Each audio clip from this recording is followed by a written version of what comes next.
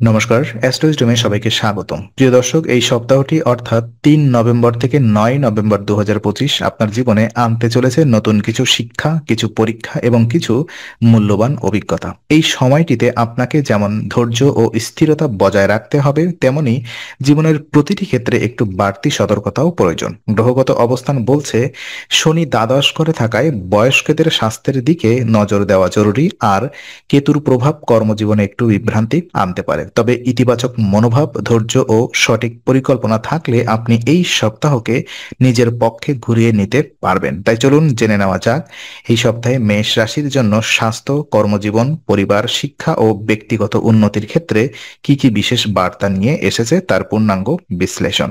তো প্রথমত স্বাস্থ্য নিয়ে আমরা কথা বলবো। তো এই সপ্তাহে মেষ রাশির জাতক জাতিকাদের জন্য স্বাস্থ্য একটি গুরুত্বপূর্ণ বিষয় হিসেবে সামনে আসবে। শনি আপনার চন্দ্র রাশির দ্বাদশ ঘরে অবস্থান করছে, যা নির্দেশ করছে যে বয়স্কদের বা যারা দীর্ঘদিন ধরে কোনো শারীরিক সমস্যায় ভুগছেন তাদের জন্য এই সময়টা বিশেষ সতর্কতার দাবি রাখে। বিশেষ করে হাঁটা চলা, ঘুমের সময়সূচি ও খাদ্যাভ্যাসের প্রতি যত্ন নেওয়া একেবারেই আবশ্যক। সপ্তাহের শুরুতেই আপনি হয়তো ক্লান্তি বা মানসিক অস্থিরতা অনুভব করতে পারেন। এটা মূলত গ্রহগত প্রভাবে সৃষ্ট মানসিক চাপের প্রতিফলন। তাই চেষ্টা করুন সকালে বা সন্ধ্যায় অন্তত ৩০ মিনিট হাঁটতে, বা শুধুমাত্র শারীরিক সুস্থতাই নয়, মানসিক প্রশান্তিও দেবে।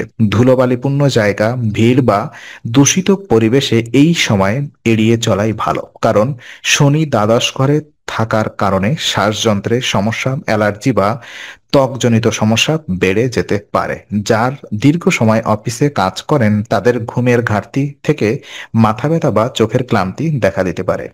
মানসিকভাবে কিছুটা অস্থিরতা বা উদ্বেগ দেখা দিতে পারে, যা অযথা চিন্তা বা ভবিষ্যৎ নিয়ে দুশ্চিন্তার কারণে হতে পারে। এই অবস্থায় যোগব্যায়াম, ধ্যান ও গভীর শ্বাস প্রশ্বাসের চর্চা আপনার জন্য অত্যন্ত ফলপ্রসূ হবে। খাবারে হালকা, সহজপাচ্য ও ঘরোয়া খাবার রাখুন। অতিরিক্ত তেল মশলা বা জাঙ্ক ফুড এড়িয়ে চলুন। রাতে দেরি করে ঘুমাবেন না এবং সকালে সূর্যোদয়ের পরে উঠে কিছুক্ষণ সূর্যালোক গ্রহণ করুন। এটি রক্তচাপ ও হরমোন ভারসাম্য ঠিক রাখতে সাহায্য করবে। মনে রাখবেন, এই সপ্তাহে আপনার সবচেয়ে বড় ওষুধ হলো বিশ্রাম ও মানসিক শান্তি। নিজের শরীরের কথা শুনুন, অতিরিক্ত পরিশ্রমও করবেন না, তাহলেই এই সপ্তাহ পেরিয়ে যাবেন অনেক স্বস্তিতে।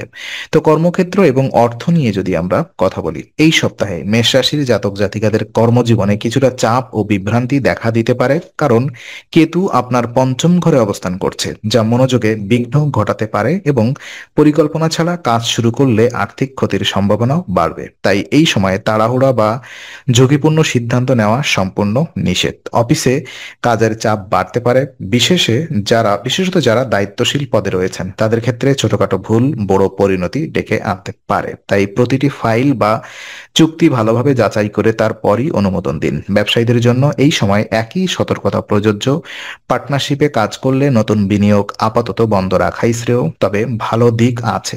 এই সময় আপনার কর্মদক্ষতা যাচাইয়ের সময়। আপনার দক্ষতা, দায়িত্ববোধ ও কাজের প্রতি নিষ্ঠা যদি প্রমাণ করতে পারেন তাহলে ঊর্ধ্বতনদের আস্থা অর্জন করবেন। নিজের অভিজ্ঞতার পাশাপাশি বয়োজ্যেষ্ঠ সহকর্মীদের পরামর্শ গ্রহণ করা খুবই উপকারী হবে। আর্থিক দিক থেকে হঠাৎ করে কোনো ব্যয় বাড়তে পারে, বিশেষ করে পরিবারের প্রয়োজনে বা স্বাস্থ্যজনিত খরচে। তাই বাজেট তৈরি করে খরচ করুন। কোনো বন্ধুকে বা পরিচিতকে টাকা ধার দিলে লিখিতভাবে রাখুন।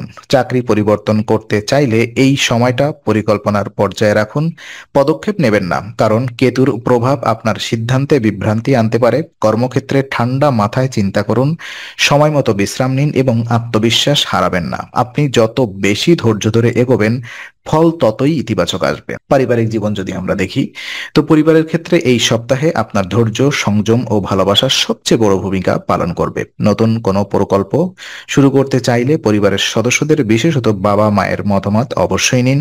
তাদের পরামর্শ শুধু বাস্তবিক দিক থেকেই নয়, গ্রহগতভাবে এটি আপনার ভাগ্য উন্নত করবে।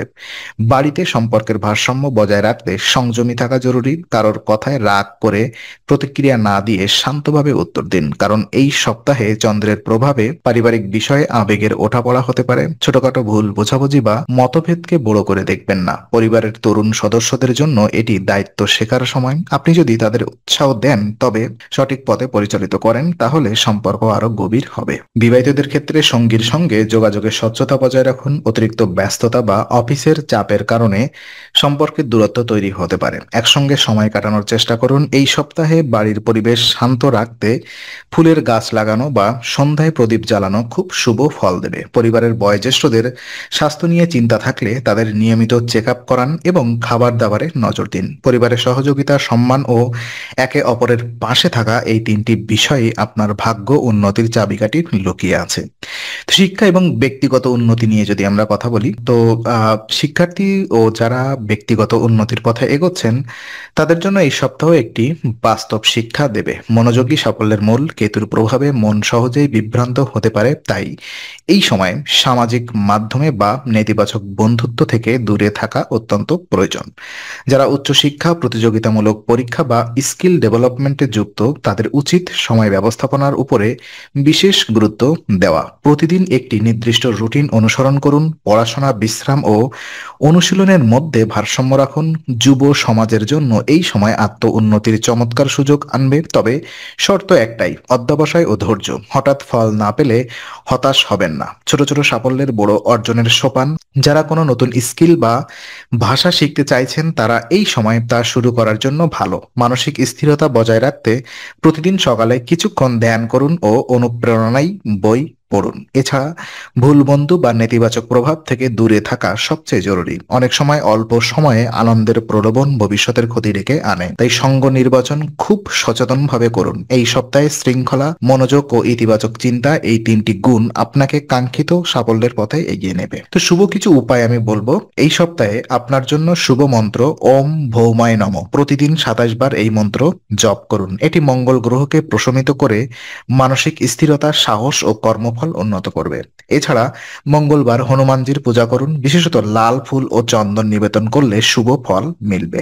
লাল বা কমলা রঙের পোশাক পরলে আপনার আত্মবিশ্বাস বাড়বে ও নেতিবাচক শক্তি দূর হবে। তাছাড়া তামার ব্যবহার, যেমন তামার বালা বা পানির পাত্র, আপনার রাশির জন্য সৌভাগ্য বয়ে আনবে। মনে রাখবেন, এই সপ্তাহে আপনি যত বেশি শান্ত, ধৈর্যশীল ও ইতিবাচক থাকবেন, ভাগ্য তত দ্রুত আপনার পক্ষে কাজ করবে। তো আজকের আলোচনা আমরা এখানেই ইতি করছি। আমরা আশা করি এটি আপনার মনে নতুন কিছু আলোর সঞ্চার করেছে। যদি ভিডিওটি আপনার ভালো লেগে থাকে, তবে লাইক দিতে ভুলবেন না। আপনার মতামত জানাতে কমেন্ট করুন এবং প্রিয়জনদের সঙ্গে শেয়ার করে তাদের জীবনেও আলোর বার্তা পৌঁছে দিন। আর অবশ্যই আমাদের চ্যানেলটি সাবস্ক্রাইব করুন, কারণ এখানে আমরা প্রতি মুহূর্তে নতুন আলো ও জ্ঞানের কথা নিয়ে আসি। আবার দেখা হবে। ততক্ষণ ভালো থাকুন, শান্তিতে থাকুন। নমস্কার।